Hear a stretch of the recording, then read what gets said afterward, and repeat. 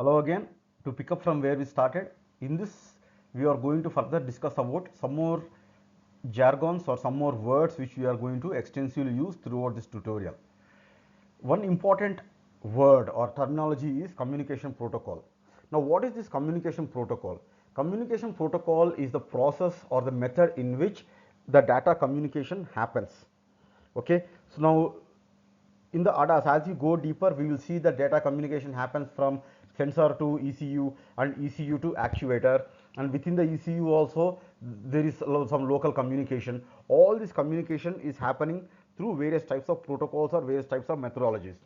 In simple words, communication is nothing but a language with which one entity communicates with another entity. Let me give you a very simple example. Now my mother tongue is Telugu. As long as I am in my native state, I speak Telugu with the local people. When I go to North India, I speak in Hindi so that it can be understood by North Indians. And when I go to Tamil Nadu, I speak in Tamil so that it can be easily understood by Tamilians. So likewise, this communication protocol is different types of languages or different types of protocols with which communication happens within the ADAS system. For example, communication happens from sensor to electronic control unit, and within electronic control unit also there is some local communication, and from electronic control unit to actuator some more communication happens. So all this data communication is encompassed under the heading communication protocol. For example, communication protocol is nothing but the communication syntax. For example, I am speaking English right now, as you can hear. So English has a certain type of syntax and grammar, and only when I use the English in a proper grammatical way, you will understand. So likewise, there are a lot of communication protocols like control area network, local interconnect network, FlexRay, Ethernet. These are all the various types of communication protocols that are used within the ADAS system.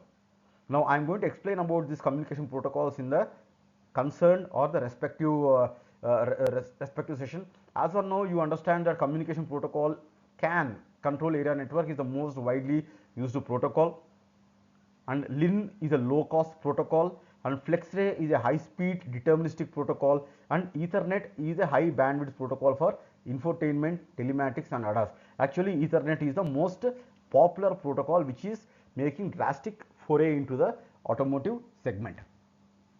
Okay, of course I am not going to deep into this right now. We will go deep into this when we come to the concerned chapter. But as of now, let me point out that in case you are very keen about career in ADAS, learning the various types of communication protocols is very important, because communication protocol, to give you analogy in the human body, it is the actual data communication procedure. Like all the nerve cells in our body, for example, from brain to hand, from brain to leg, or from brain to eyes, various types of nerves are there. Likewise, the entire communication, the entire ADAS system happens with the help of communication protocols, and this is equivalent to the nerve cells of the ADAS system. So people who are very keen about following a career in ADAS are thoroughly recommended or encouraged to become experts in this communication protocol. So communication protocol is within ADAS is a very enterprising career option. So once you become expert in all these protocols, you can be assured of a good career in ADAS. Now let's briefly touch upon other communication protocols. Now this most media oriented systems transport, this SPA, I2C, UART, these are all again various types of languages or protocols, and each protocol has its own syntax, it has its own grammars. Okay, now why are these communication protocols so important in automotive systems? Now when it comes to communication protocols, interoperability ensures that different ECUs from different suppliers work together, and in a vehicle also there are plenty of ECUs, and within ECU to ECU a lot of data communication happens, and it is also very important that ECUs communicate to each other in a real time or in a very fast in a fast manner. Now coming to real time performance, it is critical for safety system, example ABS, airbag deployment. Now coming to the scalability, it supports adding new features about redesigning the entire network.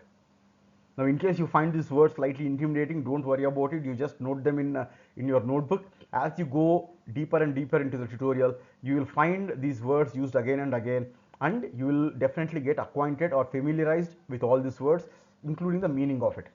And when it comes to security, modern protocols include encryption to prevent cyber threats like CANSEC, TLS over Ethernet. Now again, don't worry about these things as of now because we are the beginning of the tutorial. Just understand that it enhances the security. Now what is the security, in what way it can be insecure, and how this insecurity can be nullified with security options, all these things you will further understand as we deep dive into the tutorial. Next, one more important word is V model. This V model in the automotive development is a systems engineering framework. Again, don't worry about this word systems engineering.